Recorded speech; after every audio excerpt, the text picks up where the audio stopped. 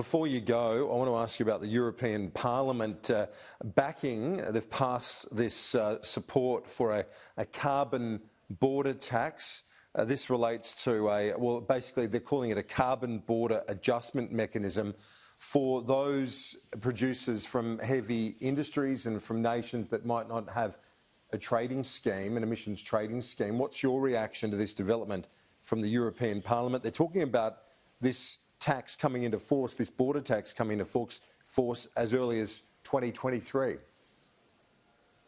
Look, it's deeply concerning. We don't know how they're going to make it WTO compliant. There are serious exemptions given in the European Union to heavy industries there. Their industrial sector gets free passes on this, about 90% of their industrial sector. They obviously have subsidies already in place, so how do you account for those subsidies?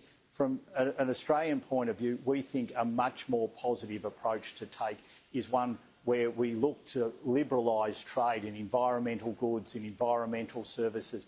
That's how you get positive approach to emissions reduction.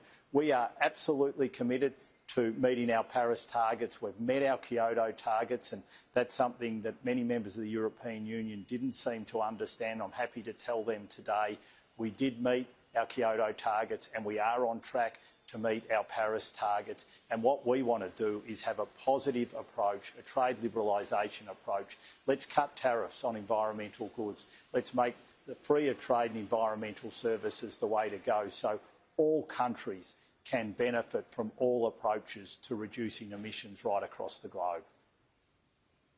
Minister for Trade and Tourism Dan Tehan, thanks. Pleasure, Kieran.